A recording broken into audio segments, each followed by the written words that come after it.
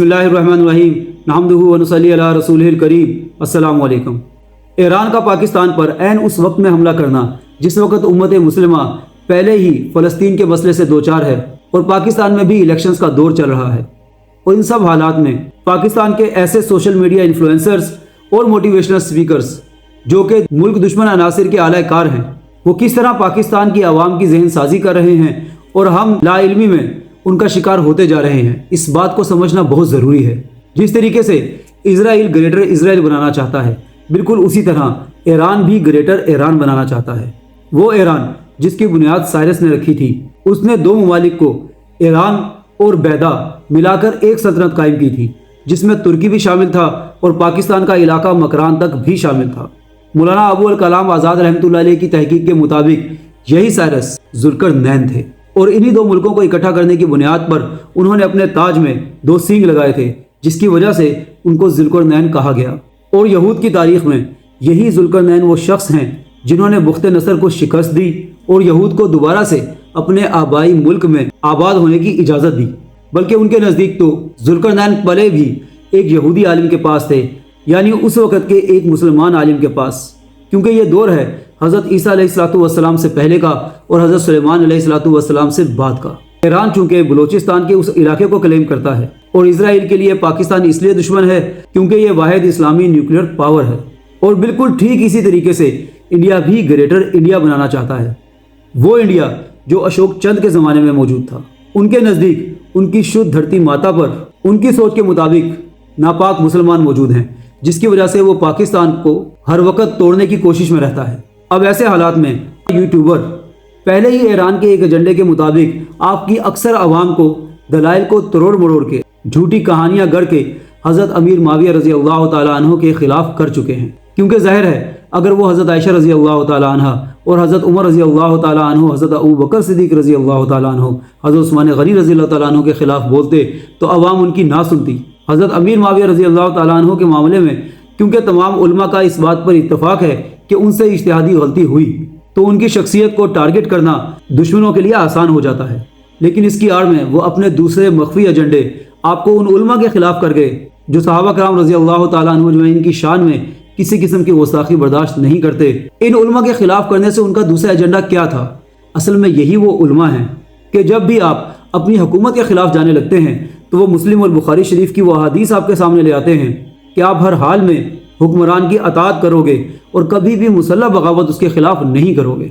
अगर जालिम हुक्मरान के खिलाफ आवाज़ उठानी भी होगी तो अपनी हदूद में गैर मुसल्लह तरीके से उठाई जाएगी, ताकि उससे इस्लामी मुमलिकत को नुकसान ना पहुँचे। क्योंकि तारीख़ में जब भी इस्लामी हुकूमत के खिलाफ आवाज़ उठाई गई है उससे हमेशा इस्लामी सल्तनत मज़ीद टुकड़ों में बटी है, जिससे जाहिर है कि इस्लाम दुश्मन अनासिर का हमेशा फ़ायदा होता आया है। अब इस खुफिया एजेंडे को अमल में लाने के लिए मोटिवेशनल स्पीकर सामने आते हैं और वो बाकायदा ये कह भी रहे हैं कि हमसे सियासत सीखो, उलमा को तो सियासत आती ही नहीं। और जमहूरी निज़ाम को गलत कहने की आड़ में वो आपको हुकूमत का बागी बनाना चाह रहे हैं कि जी हमें तो फ़लस्तीन का दुख इतना है कि हमसे नबी सल्लल्लाहु अलैहि वसल्लम वाला हुलिया नहीं अपनाया जा रहा, लेकिन उम्मत के गम में हम हुकूमत के खिलाफ खड़े होने को तैयार हैं और आपके सही जज्बात को वो गलत रुख देने की पूरी कोशिश कर रहे हैं। इस बात को समझिए कि अगर आप वाकई ही रेवोल्यूशन लाना चाहते हैं तो उसके लिए ऐसा तरीक़ाकार इख्तियार करना पड़ेगा कि सांप यानी करप्शन भी मर जाए, लेकिन आपकी लाठी यानी ये मुल्क पाकिस्तान, इस पर कोई आँच ना आए। और उसका एक वाहिद तरीका वही है जो कि उलमा कराम सामने रखते हैं कि आप तालीम हासिल कीजिए और इस्टेब्लिशमेंट का हिस्सा बनिए। क्योंकि इस्टेब्लिशमेंट असल में सिर्फ फौज नहीं होती, बल्कि वो तमाम इदारे होते हैं जो हुकूमत को कंट्रोल करते हैं, जिनमें से एक फ़ौज है, अदलिया है, ब्यूरोक्रेट्स हैं और इस तरह के दूसरे इदारे हैं। तो ऐसे लोग जो कि नेक हों, खुदा खौफी रखते हों, अहले अकल हों, वो इसका हिस्सा बने। इसी तौर पर मुल्क में रेवोल्यूशन आ सकती है। अदरवाइज़ ऐसे हालात में जबकि मुल्क में कोई पॉलिटिकल गवर्नमेंट मौजूद नहीं है, अगर आप जमहूरी निज़ाम के ख़िलाफ़ उठते हैं या लापता अफराद के लिए आवाज़ उठाने के लिए उठते हैं, फ़िरकाबाजी को हवा दी जाती है या अफ़गानी मुहाजिरीन वाला पूरा मसला समझे बगैर आप उनके हक़ में खड़े हो जाते हैं, तो इससे मुल्क मज़ीद डिस्टेबलाइज हो जाएगा।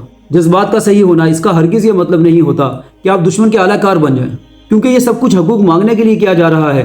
तो जब मुल्क ही नहीं रहेगा तो हकूक़ मांगे किससे जाएंगे? वही हाल हो जाएगा जो कि लीबिया का है। एक आइडियल कंडीशन के अंदर बिल्कुल फौज को अपनी बैरकों में रहना चाहिए, सियासी निज़ाम में अमल दखल नहीं करना चाहिए। لیکن کیا اس وقت میں ہمارے پاس کوئی ایک ایسی جمہوری جماعت ہے جو کہ ملک کی باغ دوڑ کو سنبھال سکے؟ یہ سب لوگ مفاد پرست ہیں۔ تبھی جب یہ لوگ آتے ہیں تب تو فوج کے حق میں بڑے نعرے لگائے جاتے ہیں، اور جب جاتے ہیں تو فوج کے خلاف ہر جماعت بولتی ہے۔ لیکن جب کوئی پڑوسی ملک، چاہے وہ ایران ہو چاہے وہ ہندوستان ہو، ہم پر حملہ کرتا ہے تو کام ہمارے فوج ہی آتی ہے۔ اب بھی ان مزائز کو کاؤنٹر ایکٹ کرنا اور اس کی جوابی کارروائی کرنا، اسی طریقے سے جب ہندوستان نے حملہ کیا تھا تو ان کے طیاروں کو مار گرانا اور خاص طور پر ان کے کمیونیکیشن سسٹم کو جیم کرنا، ظاہر ہے افراد لگتے ہیں، بجٹ لگتا ہے، جذبہ لگتا ہے، اور وہ جذبہ ہے پاکستان کی سالمیت کو بچانے کا۔ اور جو جملے ہمارے ہاں فوج کے خلاف استعمال کیے جاتے ہیں، آپ ذرا ساری انٹرنیٹ سرفنگ کیجئے، آپ کو قریب ہی کے زمانے میں ان سارے پڑوسی دشمن ممالک کی زبان سے مختلف میڈیا کانفرنسز میں ان کے اعلیٰ عہدیدار بالکل سیم جملے استعمال کر رہے ہیں۔ جیسے آج سے 4 سال پہلے ایک انڈین ادھیکاری نے صاف صاف یہ جملہ بولا تھا کہ اصل مسئلہ یہ ہے کہ عام ملکوں کے پاس فوج ہوتی ہے، لیکن پاکستان میں پاک آرمی ایک ایسی فوج ہے جس کے پاس ایک ملک پاکستان ہے۔ آج اس جملے کی کتنی ہی فارمیشنز کو مختلف الفاظ میں ہمارا نوجوان عام طور پر استعمال کر رہا ہے۔ تو یہ وہ سوچ ہے اور وہ جملے ہیں جو کہ پاکستان کے دشمنوں کو کامیاب ہونے میں مدد دیں گے، نہ کہ ہمیں۔ تو ایسے سوشل میڈیا انفلوئنسرز اور موٹیویشنل سپیکرز ان کی شعلہ بیانی میں، مستقبل کے خوشرو خوابوں میں اور مزیدار قسم کی دلیلوں میں نہ آئیے، کیونکہ چاہے یہ اپنے فیم کے پیچھے، کسی اور ملک کی فنڈنگ کے پیچھے، یا صرف اور صرف اپنی کم عقلی میں ملک کی درستگی کے لیے کام کر رہے ہیں، لیکن اصل میں ان کے ذریعے دشمن ممالک کا ایجنڈا مکمل ہو رہا ہے۔ اس سے اول تو ہم اور زیادہ انسٹیبلٹی کی حالت میں چلے جائیں گے، اور اللہ نہ کرے اگر کوئی ایسا ناقابل تلافی نقصان ہو گیا جس سے ہم اس مملکت سے ہی جاتے رہے، تو یہ نقصان نہ صرف ہمارا ہوگا بلکہ ساری امت مسلمہ کا ہوگا۔ ہم اپنی اکلوتی نیوکلیر پاور کو ہاتھ سے گوا بیٹھیں گے۔ اللہ تعالیٰ اس ملک کا اور تمام امت مسلمہ کا حامی و ناصر ہو۔ میرا پیغام وہی ہے کہ آئیے سوئے حرم لوٹ چلے۔